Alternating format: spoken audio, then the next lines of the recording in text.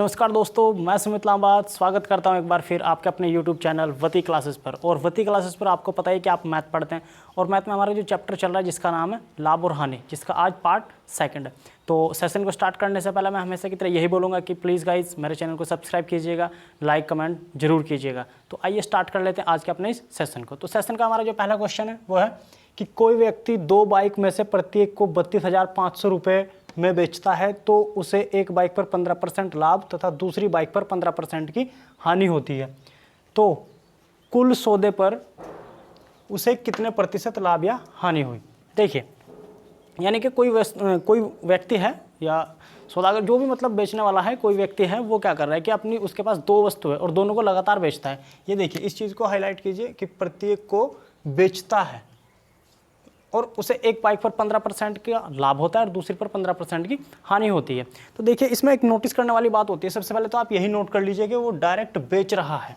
Direct बेच रहा है, क्या कर रहा है कि वो डायरेक्ट बेच रहा है। और इस सौदे में आप नोट करके एक बात लिख लीजिएगा, नोट करके एक बात लिखिए, हमेशा इस प्रकार के सौदे में हानि होती है। हानि होती है, हमेशा इस प्रकार के सौदे में हानि होती है। अब आप इसकी पहचान कैसे करेंगे वो मैं आपको बताता हूँ। देखिए, पहचान आप कैसे करेंगे कि कोई व्यक्ति दो, हमेशा ऐसा क्वेश्चन बनेगा कि व्यक्ति है और वो अपनी दोनों वस्तुओं को बेचता है और उसमें एक को लाभ होगा और एक को हानि हो रही है। तो यहाँ पर भी आप देखिएगा तो वो दोनों को बेच रहा है। तो इसलिए जब भी आप डायरेक्ट बेचना आ जाए ना और एक को लाभ और एक को हानि पर बेचता है तो आपने समझ लेना है कि इस पर हानि तो होनी है। ये नोट करके आप लिख लीजिएगा कि उसमें हानि तो होनी है। ये तो कन्फर्म है कि उसमें हानि होगी। अब हानि होगी कैसे, देखिए 15% लाभ तथा 15% हानि, दोनों पर 15-15 है तो 15 गुना 15 कर लीजिए आप, कितना बनेगा 225। भाई 15 का स्क्वायर कितना होता है 225, यानी कि 225।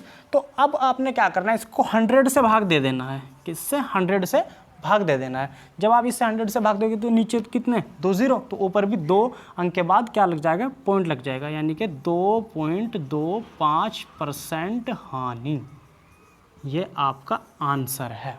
समझ में आया। देखिए कितना शॉर्ट है और ये कॉन्सेप्ट भी है। देखिए, जब भी आपको लगे क्वेश्चन में ये दिया है कि बेचता है, जब भी आपको पता चले कि बेचता है तो आप क्या करेंगे कि जैसे ही आपने ये नोटिस किया कि बेचता है, दोनों वस्तुओं को, प्रत्येक को बेचता है, तो आपने ये क्लियर कर लेना है कि इसमें हानि तो होनी है। क्या होना है, हानि तो उसमें होनी है। अब होगी कैसे, जितना भी लाभ और जितना भी हानि दिया है उसकी मल्टीप्लाई कर दीजिए। तो 15 लाभ 15 हानि मल्टीप्लाई कर लीजिए।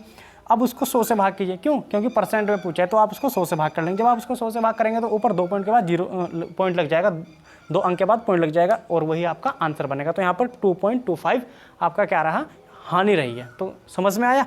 अब एक इसका अपोजिट क्वेश्चन भी बन सकता है, देखना, इसका एक अपोजिट क्वेश्चन भी बन सकता है। कैसे बनेगा ये तो आपको समझ आ ही गया होगा। अगर वो यहाँ पर लिख दे कि कोई व्यक्ति दो बाइक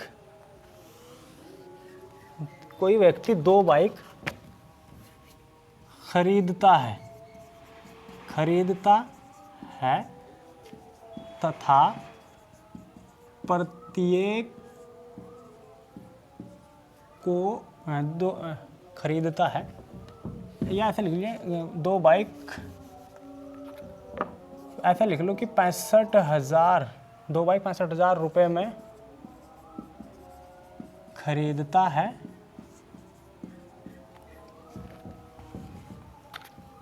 तथा पहली बाइक को 4% लाभ, चलो ऐसे यहाँ पे आ गया ना, ये खरीदता है तथा पहली बाइक को 15% लाभ तथा दूसरी बाइक को 15%, चलो इसको चेंज कर लें, 15% की हानि, 15% की हानि पर बेचता है। तो कुल सौदे पर उसे कितने प्रतिशत लाभ या हानि हुई। देखिए क्वेश्चन की लैंग्वेज समझिए इस बार। जब भी ऐसा क्वेश्चन है कि कोई व्यक्ति 2 बाइक 6500 रुपये में खरीदता है तथा पहली बाइक पर 15% लाभ तथा दूसरी बाइक को, अच्छा पर को हटा दो, यहाँ पर भी को, पहली बाइक को 15% लाभ पर तथा दूसरी बाइक को 15% की हानि पर बेचता है, तो अब बताने कि लाभ या हानि हुई है। अच्छा पहले आपने क्या नोटिस किया था, पहले आपने नोटिस किया था कि उसमें बेचता है डायरेक्ट, लेकिन इस बार क्या नोटिस कर रहे हो कि इस बार वो पहले खरीदता है।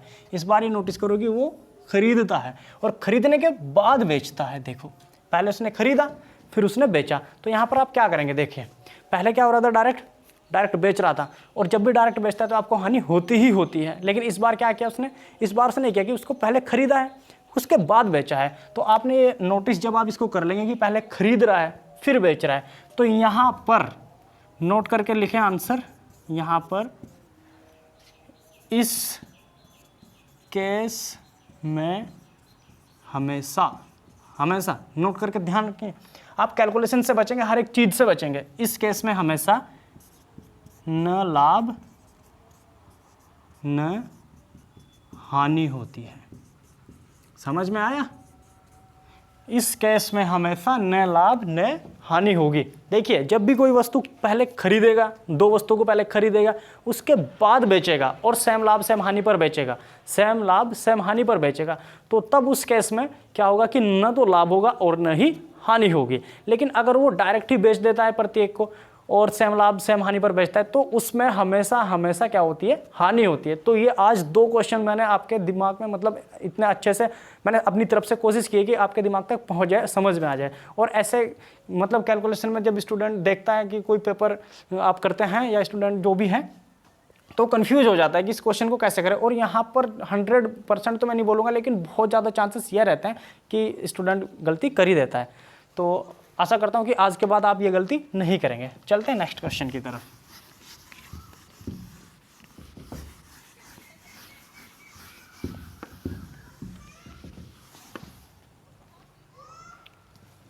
नेक्स्ट क्वेश्चन देखिए कि एक दुकानदार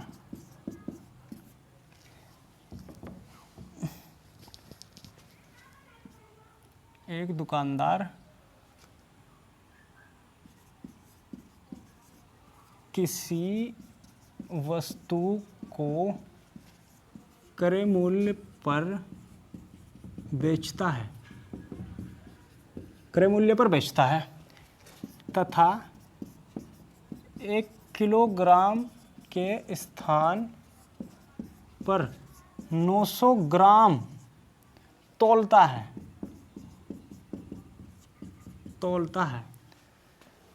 तो लाभ प्रतिशत बताना है, लाभ प्रतिशत ज्ञात करें।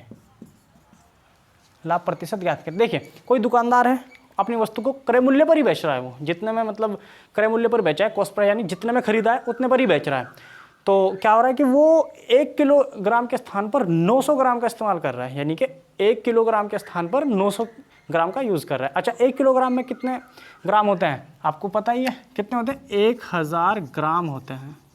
अच्छा 1000 ग्राम के स्थान पर वो कितना यूज़ कर रहा है, कितना तोल रहा है, 900 ग्राम तोल रहा है भाई। तो उसको कितना बच रहा है, 100 ग्राम बच रहा है, सीधी सी बात है। अब देखना, अब लाभ प्रतिशत बोला है भाई, 100 का हुआ है ना, 100 का लाभ हुआ है। अब किस पर हुआ, आप इसको 1000 को नहीं लिखेंगे, आप इसको 900 को लिखेंगे, क्योंकि वो 900 दे रहा है, तो 900 और परसेंट के लिए 100 से मल्टीप्लाई, ये 0 से 0 कैंसिल। जब 100 को 9 से भाग करेंगे तो क्या रहेगा, 11 सही 1/9%।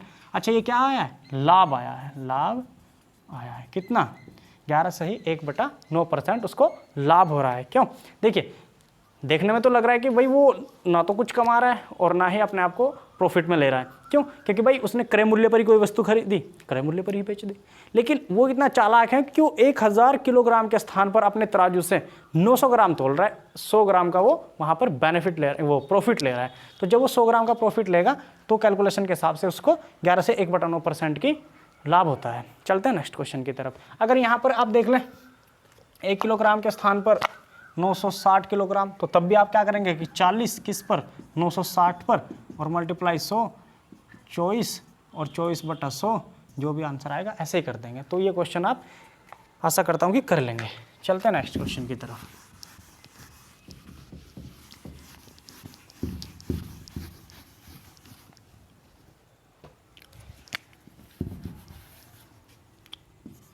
नेक्स्ट क्वेश्चन की तरफ, यदि 15 वस्तुओं का क्रय मूल्य 12 वस्तुओं के विक्रय मूल्य के बराबर है तो लाभ या हानि परसेंट क्वेश्चन मार्क, तो लाभ या हानि ज्ञात करें। भाई देखो, ये तो आप बेसिक समझ ही पा रहे हैं। कैसे? देखो, 15 वस्तुओं का क्रय मूल्य किसको बोलते हैं? खरीदना। 12 वस्तुओं के विक्रय मूल्य बेचना, यानी कि आप जितने में 15 वस्तु खरीदते हैं उनकी कीमत 12 वस्तु बेचने पर ही आपको मिल जाती है। तो सीधे से आप क्या समझ पा रहे हैं? लाभ हो रहा है। क्यों? कैसे? समझ में आया? भाई जितने में आप 15 वस्तु खरीदते हैं उनकी जो कीमत है वो 12 वस्तुओं को बेचने पर ही पूरी हो जाती है। तो 3 वस्तु आपको करेक्ट बच जाती है। तो समझिए, क्रय मूल्य, सीपी जिसको बोलते हैं, विक्रय मूल्य एसपी जिसको बोलते हैं। अच्छा, ये बराबर है 15 वस्तुओं का क्रय मूल्य 12 वस्तुओं के विक्रय मूल्य के बराबर है। तो देखो, यानी कि गुणा 15 गुणा 12, ऐसे भी कर सकते हैं आप। तो ये वाली वैल्यू आ जाएगी इधर, ये वाली चली जाएगी इधर, क्योंकि मल्टीप्लाई में है, और जब मल्टीप्लाई में तो अपोन में आ जाता है, और ये आएगी इधर, ये जाएगी उधर। ऐसे कर ले, या फिर आप डायरेक्ट अपने माइंड से सोच ले, क्योंकि 15 वस्तुओं का जो क्रय मूल्य है, यानी कि जो जितने रुपए में आप 15 वस्तु खरीदते हैं उनकी जो कीमत है वो कुल 12 वस्तुओं को बेचने पर ही पूरी हो जाती है। तो आपको कितनी वस्तु बच जाती है? 3 वस्तु बच जाती है। तो सेम यहाँ पर है, 3 बची। कॉस्ट प्राइस पर आप लाभ निकालते हैं, मल्टीप्लाई 100, 3 से 4 कितना? 25। तो कितना लाभ हुआ उस दुकानदार को? 25% उसको लाभ हुआ। ये देखिए, मैंने बहुत ही आसान तरीके से आपको समझाया है। ठीक है, तो आप इसके जैसा एक नेक्स्ट क्वेश्चन भी अभी कर लें ताकि आपको ये पूरी तरीके से समझ आ जाए। देखिए, अगर यहाँ पर ऐसे हो कि 10 वस्तुओं, अच्छा यहाँ से करते हैं ना, यदि 20 वस्तुओं का क्रय मूल्य 15 वस्तुओं के विक्रय मूल्य के बराबर हो तो लाभ या हानि बताओ। ये क्रय मूल्य, ये विक्रय मूल्य, यहाँ पर कितना? 20, यहाँ पर कितना? 15, यानी कि 20 वस्तुओं को जितने रुपए में खरीदते हैं उनको 15 वस्तुओं को बेचने पर उनकी कीमत अदा हो जाती है, यानी कि 5 वस्तु आपकी करेक्ट बच जाती हैं। तो ये 15 इधर आया और 20 इधर गया, क्योंकि मल्टीप्लाई में। ऐसे भी कर ले, अपने दिमाग से सोच ले। तो कितने का लाभ? 15 का कितने पर? 5 का लाभ कितने पर? 15 पर। 3, तो 100/3% लाभ आएगा, है ना। 33 से 1/3% आपका लाभ हो गया। ऐसे तो कटता है, ये आपका लाभ हो गया। तो आशा करता हूँ कि ये क्वेश्चन आप बहुत ही अच्छे से समझ गए होंगे। चलते हैं नेक्स्ट क्वेश्चन की तरफ।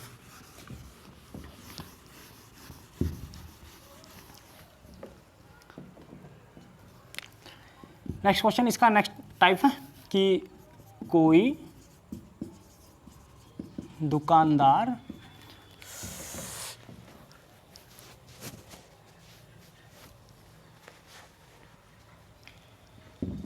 ₹20 में 21 क्या क्वेश्चन है? 20 रुपये में 21 पेन खरीद कर 21 रुपये में 20 पेन बेचता है तो लाभ या हानि क्वेश्चन मार्क। देखिए भाई, कोई दुकानदार है, वो क्या कर रहा है कि 20 रुपये में 21 पेन खरीदता है, 20 रुपये में 21 पेन खरीदता है और फिर 21 रुपये में 20 पेन बेचता है। समझ में आ रहा है ना कि 20 रुपये में 21 पेन खरीदे, बाद में 21 रुपये में 20 पेन बेचे। तो अब बताने कि उसको लाभ हुआ कि हानि हुई है। अब यहाँ पर एक तरफ लिख लिया आप खरीदना, एक तरफ लिख लिया आप बेचना। पहले उसने क्या किया, 20 रुपये में 20 रुपये, है ना? नहीं, आप लिख लें यहाँ रुपये और वस्तु लिख लें आप। 20 रुपये, वस्तु कितनी? वस्तु यानी कि पेन कितने? 21। फिर क्या कर रहा है वो? रुपये कितने? 21। फिर पेन कितने? 20। यही है ना, ऐसे ही कर रहा है ना वो, कि पहले 20 रुपये में 21 पेन खरीद रहा है, फिर 21 रुपये में 20 पेन बेच रहा है। तो आप इसको आप सबसे पहले लिखें, यानी कि क्रॉस मल्टीप्लाई। तो जैसे मैंने रिंग बनाया, आप भी उसी तरीके से रिंग बनाएं। इसका मतलब यह है कि आप पहली वैल्यू ये रखेंगे, तो आपने इसकी मल्टीप्लाई किया कितना? 400। फिर आपने इसकी मल्टीप्लाई किया कितना? 441। अब यहाँ से कितने का लाभ हो गया? 441 का। कितने पर? 400 पर। यही तो है ना। चलो मल्टीप्लाई 100, वो सॉरी 41 रुपये का लाभ है ना कुल। इससे ये कैंसिल आउट। और जब आप 41 को 4 से भाग देंगे, कितना आएगा? 4 एकम 4, 0 कितना? 2, और ये कितना रहेगा? 1/4। 10 सही 1/4। ये आपका आंसर। क्या है ये? लाभ है। ये क्या है? लाभ है। ये देखिए कैसे किया मैंने। रुपए लिख लिया एक तरफ वस्तु लिख लिया। रुपए कितने? 20। कितनी? वस्तु 21। फिर 21 रुपये, वस्तु कितनी? 20। इसको मैंने रिंग किया। इसका मतलब ये है कि हम इसको पहले मल्टीप्लाई करेंगे, पहले लिखेंगे। फिर ये किया 41 का लाभ इतने पर, ये आया, कैंसिल आउट किया आपने, इतने % का लाभ उसको हुआ है। तो कोशिश करता हूँ कि ये क्वेश्चन भी आप अच्छे से समझ गए होंगे। चलते हैं नेक्स्ट क्वेश्चन की तरफ। चले, अब एक दूसरा क्वेश्चन आप ऐसे ही यहाँ पर देख लीजिए। एक क्वेश्चन और देख लीजिए आप, कि अगर वो बोले कि भाई हमने 5 रुपये में 6 वस्तु खरीद ली, फिर इसने क्या किया कि 6 रुपये में 5 बेच दी। तो इधर रुपये, इधर वस्तु। रुपये कितने? 5, वस्तु कितनी? 6। रुपये कितने? 6, वस्तु कितनी? 5। ये मल्टीप्लाई 25, इधर मल्टीप्लाई 36, कितना? शायद 11। कितने पर? 25 पर। मल्टीप्लाई 100, 25 चौका 100। लाभ कितना? 44% लाभ। देखिए ऐसे ही आप कर लेंगे। देखिए मैंने कितना फास्ट किया है भाई। 5 रुपये, फिर 6 रुपये, पहले 6 वस्तु, फिर 5 वस्तु, 25, 36, 11। कितने पर? 25 पर। 25 चौका 100, 11 चौक 44। तो लाभ कितना हुआ उसको? 44% उसको लाभ हुआ है। चलते हैं नेक्स्ट क्वेश्चन की तरफ।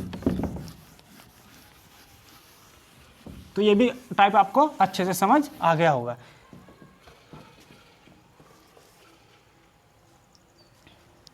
देखिए, कोई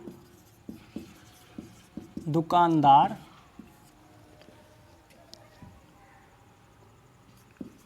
किसी वस्तु पर क्रय मूल्य से 20% अधिक अंकित करता है।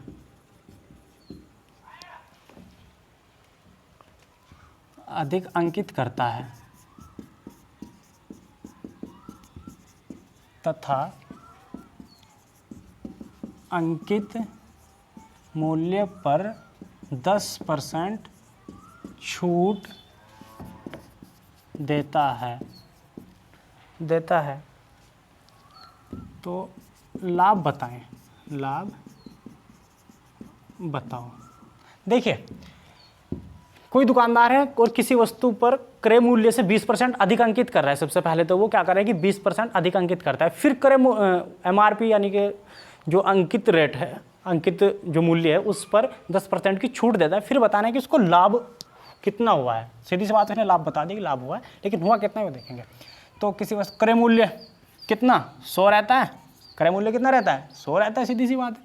20% अधिक अंकित कर दिया, कितना हुआ? 120 हुआ। सीधी सी बात है, कितना हुआ? 120 हुआ। अब उसने क्या किया कि अंकित मूल्य पर 10% की छूट दी है। अंकित मूल्य क्या है? यही तो है, अंकित मूल्य 120 है।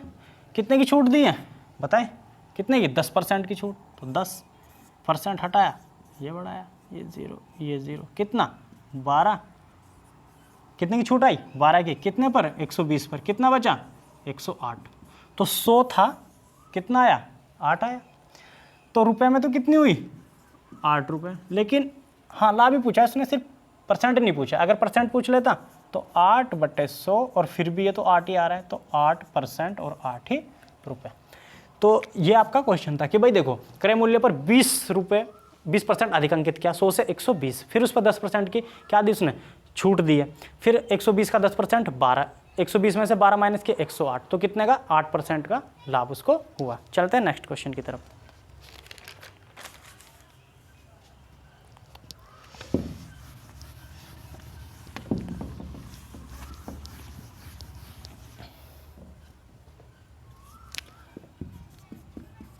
कोई दुकानदार अंकित मूल्य पर 10% छूट देता है। 10% क्या देता है, छूट देता है। उसे 8% लाभ कमाने के लिए अंकित मूल्य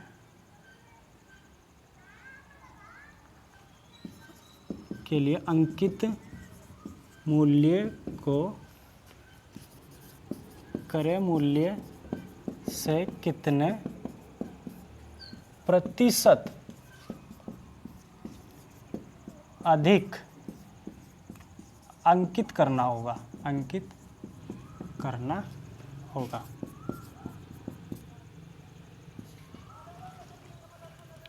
देखिए भाई, कोई दुकानदार है अंकित मूल्य पर 10% की छूट देता है। अंकित मूल्य पर उसने क्या किया, 10% की छूट दे दी, उसे 8% का लाभ भी कमाना है, 8% का लाभ भी कमाना है। तो अब वो क्रय मूल्य से कितने प्रतिशत अधिक अंकित करेगा। क्रय मूल्य,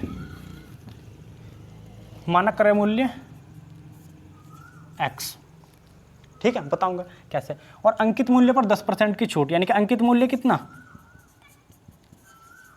100 मानो, 10% की छूट कितना, 90 बना, 90 बना है ना। चले, तो अब करना क्या है उसको, अब उसको 8% का लाभ कमाना है, 8% का लाभ कमाना है, यानी कि 100 से 108 पर लेकर जाना है। समझ में आया ना, 100 से 108 पर लेकर जाना है, यानी कि x गुना कितना, कितने की छूट, 90, 90 आया ना, अंकित मूल्य 90 अपॉन में 100, और कितना करना है इसको, 108 करना है। देखिए इस लाइन को आराम से समझिएगा, क्रय मूल्य गुना अंकित मूल्य कितना, 10% की छूट के बाद 90 बटे 100, तो x बराबर, ये गया इसके पास 108 गुना 100 अपॉन में कितना 90, इससे ये 0 कैंसिल, और ये 12 9 में 108, कितना आया 120 आया है। तो 100 से कितना आया 120, 100 से कितना आया 120 आया है, 100 से कितना आया है 120 आया है, 100 से 120 आया है। तो कितना अधिक आया है, कितना अधिक आया है, 20 अधिक आया है, और ये 20% ही आपका आंसर है, यानी कि उस दुकानदार को 20% अधिक अंकित करना होगा। देखिए भाई, कोई दुकानदार है 10% की छूट देता है, यानी कि 100 से 90 पहुंचा दिया उसने, अंकित मूल्य पर छूट हमेशा अंकित मूल्य पर जाती है। तो क्रय मूल्य, उसका अभी लाभ भी कमाना है, लाभ भी कमाना है। लाभ किस पर कमाया जाता है, हमेशा ध्यान रखना, क्रय मूल्य पर कमाया जाता है। तो माना क्रय मूल्य क्या था, ये ऐसे कर देते हैं, माना क्रय मूल्य x है, क्रय मूल्य कितना है x है, अंकित मूल्य 100 है, कितना बचा 90 की 10% की छूट, तो क्रय मूल्य पर लाभ अंकित मूल्य अपॉन ये तो परसेंट का लगा लेते हैं आप, तो 90 बटे 100, और कितना करना है 108 करना है। तो क्या करेंगे 108 गुना 100 अपॉन 90, कितना आया 120, 100 से 120 आया। जब 100 से 120 आता है तो कितना ज़्यादा आया है, 20% अधिक आया है। तो कोशिश की है गाइस मैंने आज भी आपको अच्छे से समझाने की। तो सेशन कैसा लगा कमेंट में ज़रूर बताइएगा, और लाइक शेयर कमेंट जरूर कीजिएगा। और प्लीज़ गाइज मैं फिर एक बार यही बोलता हूँ कि प्लीज़ मेरे इस चैनल को जरूर सब्सक्राइब कीजिएगा, और आने वाली वीडियो के लिए एक्टिव रहिएगा। तो आशा करता हूँ आज भी मैंने आपको कुछ सिखाया है और आपने भी कुछ सीखा है। तो जय हिंद।